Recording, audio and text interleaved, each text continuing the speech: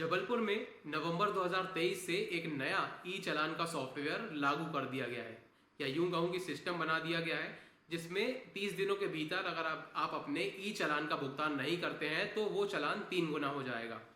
ये जानकारी मुझे जबलपुर नगर निगम से प्राप्त हुई है, जिसके आधार पर मैं ये बात आप तक पहुंचा पा रहा हूँ। जैसा कि बताया गया है कि एनआईसी यानी कि भारत सरकार की एक संस्था नेशनल इंफॉर्मेटिक सेंटर, जो कि सीधा कोर्ट से वर्चुअली जुड़ा होता है, जो चालान आपके पास में आएगा वही आपके कोर्ट में पेश हो जाएगा, वो भी वहीं पहुंच जाएगा। और अगर इसका भुगतान आप 30 दिनों के भीतर नहीं करेंगे तो वो चालान हो जाएगा 3 गुना। क्योंकि जबलपुर में ये देखा गया है कि कई लोगों के पास में ऐसे चालान, ई चालान की बात कर रहा हूँ, तो वो पहुंच रहे हैं जिसमें उनका चालान तो 300 रुपए का था, लेकिन वो 3 गुना होकर के लगभग 1000 रुपए उन तक पहुंच रहा है।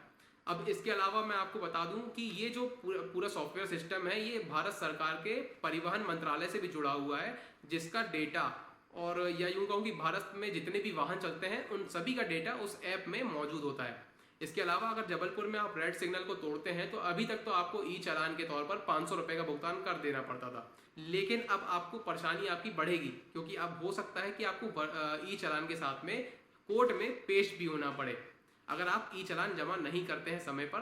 तो ऐसी कंडीशंस है। अब इन परिस्थितियों से बचने के केवल 2 ही रास्ते हैं।